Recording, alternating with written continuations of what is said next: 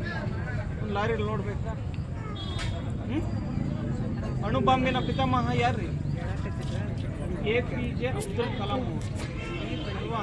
ಅವ್ರು 2 ಆತ್ಮ ಇದ್ರು, ಅಟಲ್ ಬಿಹಾರಿ ವಾಜಪೇಯಿ ಮತ್ತು ಅಬ್ದುಲ್ ಕಲಾಂ ಅವರು.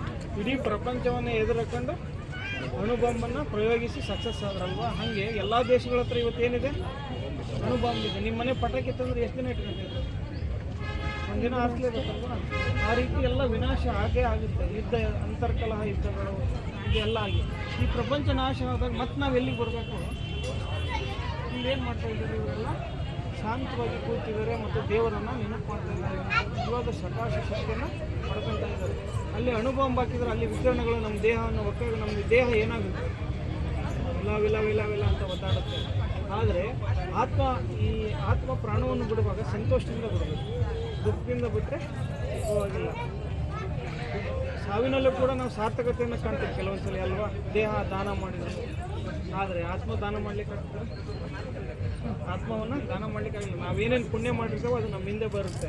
ಹಣ ಕಾಸು ಯಾವುದು ನಮ್ಮ ಹಿಂದೆ ಬರೋದಿಲ್ಲ. ಬರೋದೇನಿದ್ರು ಆತ್ಮ. ಈ ಆತ್ಮದಲ್ಲಿ ನೀವೇನೇನು ಮಾಡಿರ್ತೀರಲ್ರಿ, ಉಪಕಾರ, ಪರೋಪಕಾರ, ಇದೆಲ್ಲವೂ ನಿಮಗೆ ಪುಣ್ಯದ ಲೆಕ್ಕಕ್ಕೆ ಬರುತ್ತೆ. ಅದಕ್ಕೆ ಇವೆಲ್ಲ ನೀವು ಭರ್ಪೂರ್ ಆದ್ರಿ ಅಂತ ಅಂದರೆ, ನಿಜವಾದ ಪರಮಾತ್ಮನ ತಿಳ್ಕೊಂಡ್ರಿ ಅಂದರೆ ನೀವೆಲ್ಲಿ ಬರ್ತೀರಿ? ಸತ್ಯಯುಗದಲ್ಲಿ ಬರ್ತೀರಿ. ಸತ್ಯಯುಗದಲ್ಲಿ ಏನಿರುತ್ತೆ? ಸುಖ, ಶಾಂತಿ, ನೆಮ್ಮದಿ, ಪ್ರೀತಿ ಎಲ್ಲರಿಗೂ ಈಕ್ವಲ್ ಆಗಿರುತ್ತೆ. ಅಲ್ಲಿ ಇದನ್ನೇ ಇಲ್ಲ. ಅಲ್ಲಿ ಏನು ನೀವೇನು ಕಟ್ಟಿದ್ರೆ ಅದಾಗುತ್ತೆ. ಅವಾಗ ಏನಾದರೂ ನಮಗೆ ಅಸೂಯೆ ಬರುತ್ತಾ?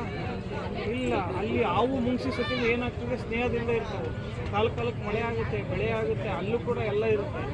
ಆದರೆ ಅಲ್ಲಿ ಸುಖವೋ ಸುಖ ಇರೋದಿಲ್ಲ, ಪರಮಾತ್ಮನ ನೆನಪು ಇರೋದಿಲ್ಲ. ಈಗೆಲ್ಲ ಏನಾಗ್ಬಿಟ್ಟಿದೆ? ದುಃಖ ಇದೆ, ಶಾಂತಿ ಇದೆ.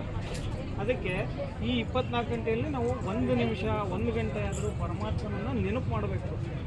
ಕಣ್ಣು ತೆರೆದು ಯೋಗ ಮಾಡಬೇಕು. ಜೊತೆಗೆ ಇಷ್ಟೆಲ್ಲ ಮಾಡಿದಾಗ ನಮ್ಮ ಆತ್ಮಕ್ಕೆ ಜ್ಞಾನ ಬರುತ್ತೆ. ಜ್ಞಾನದ ಧಾರಣೆಯಿಂದ ನಮಗೆಲ್ಲ ಮನಸ್ಸು ಸಂತೋಷ ಆಗುತ್ತೆ. ನಾವು ಸಂತೋಷವಾಗಿದ್ದರೆ ಆರೋಗ್ಯವಾಗಿರ್ತೀವಿ ಅಲ್ವಾ?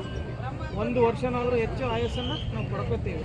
ಅದಕ್ಕೆ ಏನು ಅಂದರೆ ನಮ್ಮ ಕರ್ಮದಲ್ಲಿ ಪರಮಾತ್ಮನನ್ನು ನಾವು ನೆನಪು ಮಾಡಬೇಕಾಗುತ್ತೆ. ನೋಡಿರಿ, ನಮ್ಮ ಭಾರತನೇ ಏನಾಗಿತ್ತು? ಸುವರ್ಣದೇವಾಗಿದೆ. ಈಗೆಲ್ಲಾಗಿದೆ? ವಿಕಾರಿಯಾಗಿದೆ. ನಾವೇ ದೇವತೆಗಳಾಗಿದ್ವಿ. ಈಗ ನಾವೇನಾಗ್ಬಿಟ್ಟಿದ್ವಿ? ಗುಣ ಇಲ್ಲ ನಮಗೆ. ಏನೋ ಒಳ್ಳೊಳ್ಳೆ ಗುಣಗಳಿದಾವ ಇಲ್ಲ. ಅದಕ್ಕೆ ಯಾರ ಹತ್ರನಾದ್ರು ಏನಾದ್ರು ಭಗವಂತನ ನಾವು ಬಿಡುವಾಗ ಏನು ಕೇಳ್ತೀವಿ? ಮನೆ ಕೊಡಪ್ಪ, ಇದನ್ನು ಕೊಡಪ್ಪ ಅಂತ ಕೇಳ್ತಾರೆ. ಇಲ್ಲ, ಆರೋಗ್ಯ ಬೇಕು ಫಸ್ಟ್ ಅಲ್ವಾ? ಆರೋಗ್ಯ ಇದ್ದರೆ ಏನನ್ನಾದರೂ ಸಂಪಾದನೆ ಮಾಡ್ಬೋದು. ಆತ್ಮ ಕರೆಕ್ಟಾಗಿದ್ದರೆ ಇನ್ನೊಂದು ಬೇಕಾದ್ರೂ ಪಡ್ಕೋಬೋದು ಅಲ್ವಾ? ಆತ್ಮಕ್ಕೆ ಖುಷಿನೇ ಇಲ್ಲ, ನೆಮ್ಮದಿನೇ ಇಲ್ಲ ಅಂದರೆ ಸುಖ ಸಂಪತ್ತಿದ್ರೆ ಚೆನ್ನಾಗಿರುತ್ತೆ ಇಲ್ಲ. ಅದಕ್ಕೆ ದಿನಕ್ಕೆ 1 ಬಾರಿ ಆದರೂ ಪರಮಾತ್ಮನನ್ನು ನಾವು ನೆನಪು ಮಾಡಬೇಕಾಗುತ್ತೆ. ಇದು ಮಾನವನ ವಂಶಾಂಶ. ಇವೆಲ್ಲ ನಾವು ಸಾಕಾರ ಲೋಕದಲ್ಲಿ ನಮಗೆ ಮಂಥನಗಳ ಹೆಸರಿದೆ. ನಮ್ಮದು ದೊಡ್ಡ ಮಂಥನ, ಆ ಮಂಥನ, ಈ ಮಂಥನ ಅಂತ ಕರಿತೀವಲ್ವಾ? ಅದೇ ರೀತಿ ಮಾನವನಿಗೂ ಒಂದು ವಂಶ ಇದೆ. ಮೊದಲು ಏನಾಗಿದೆ ಅಂತಂದರೆ ಇಲ್ಲಿ ಬ್ರಹ್ಮರವರು ಬರ್ತಾರೆ. ಇಲ್ಲಿ ಆದಿ ಸನಾತನ ದೇವಿ ದೇವತಾ ಧರ್ಮದ ಬರುತ್ತೆ. ಇಲ್ಲಿ ಕೃಷ್ಣನ ಸಾಮ್ರಾಜ್ಯ ನಾವೆಲ್ಲ ಮಹಾಭಾರತ ಮತ್ತು ರಾಮಾಯಣ, ಭಗವದ್ಗೀತೆ ಇವೆಲ್ಲವನ್ನು ಕೂಡ ನೋಡಿದ್ದೀವಿ ಅಷ್ಟೇ, ಓದಿಲ್ಲ ಮತ್ತು ತಿಳ್ಕೊಂಡಿದ್ದವ್ರು ನಾವು ಯಾವತ್ತಾದರೂ ಓದೋಕ್ಕೆ ಹೋಗಿಲ್ಲ. TV ಬರ್ತದೆ, ಮೊಬೈಲ್ ಬರ್ತದೆ, ನೋಡೋಣ. ಆದರೆ ಟೈಮ್ ವೇಸ್ಟ್ ಆಗ್ತದೆ. ನಮ್ಮ ಮಕ್ಕಳಿಗೆಲ್ಲ ಪರಂಪರೆ ಬೇಕಲ್ವ, ಜ್ಞಾನ ಬೇಕಲ್ವ?